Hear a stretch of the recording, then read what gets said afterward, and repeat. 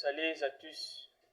Aujourd'hui, on va vous parler de 5 habitudes souvent que nous devons faire après notre réveil qui peuvent bien changer notre quotidien, notre santé, pourquoi pas notre vie entière. La première, c'est de rester loin de votre téléphone. Souvent, lorsque nous dormons, le cerveau entre à un état paradoxal. C'est-à-dire, il transforme le souvenir qu'il a écouté la journée, il transforme en rêve et en cauchemar. Cela arrive à toute personne. Cela ralentit aussi son fonctionnement. Je n'ai pas dit qu'il s'arrête, mais il ralentit son fonctionnement. Et lorsque nous nous réveillons le matin, qu'est-ce qui arrive? C'est-à-dire que le cerveau, normalement, il doit reprogrammer encore d'autres pour recevoir les informations qu'il va capter la journée. Et lorsque nous touchons directement nos téléphones, qu'est-ce qui arrive? Le cerveau capte déjà les informations que vous avez dans vos téléphones. Et cela bloque souvent le développement, bloque souvent le bon fonctionnement du cerveau. Donc, on peut vous conseiller de passer minimum 30 minutes ou 45 minutes avant de toucher votre téléphone à votre réveil. Vous pouvez peut-être à la place prier, toucher, prendre un roman et bien un livre, vous lisez pendant au moins 30 minutes. Après, vous pouvez toucher votre téléphone, c'est pas interdit en fait. La deuxième habitude, c'est buvez un grand verre d'eau. Lorsque nous nous réveillons, nous dormons, souvent le corps entre à un état de repos. C'est-à-dire que cet état de repos ne lui permet pas de détoxifier certaines toxines, je peux dire en quelque sorte certaines toxines ou des déchets que le corps accumule souvent. Qu'est-ce qui arrive le matin lorsque nous prenons cette eau? Cela nous permet à réactiver le corps, à éliminer des déchets et des toxines qu'il a récoltés toute la nuit. Et non seulement ça, cela nous permet aussi de nous réhydrater parce que déjà quand nous dormons, le corps entre à un état de déshydratation. C'est une déshydratation, soit légère, qui n'est pas trop remarquée. Et donc il y a beaucoup de bienfaits lorsque vous prenez un verre d'eau le matin. La troisième habitude, c'est un exercice physique. Lorsque vous vous réveillez, vous musclez, vous faites un peu d'exercice physique, même pendant 10 ou 15 minutes.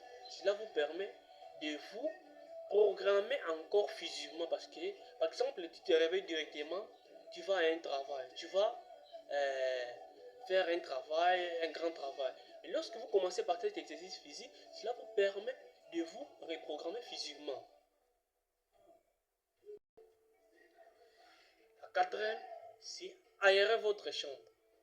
Souvent, beaucoup de personnes, bien qu'on est pressé, qu'on veut faire un travail, qu'on veut aller au boulot, tout ça, mais ayez ce courage d'ouvrir vos fenêtres, même la porte.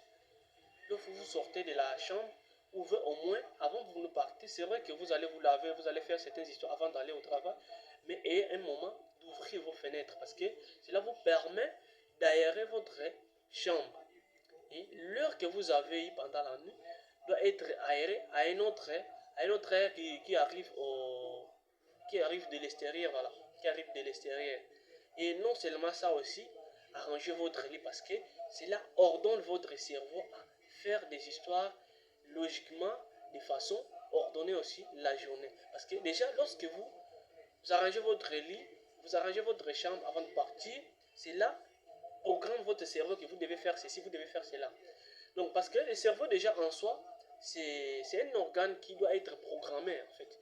Un organe qui doit être programmé, lui marche avec un programme bien concis.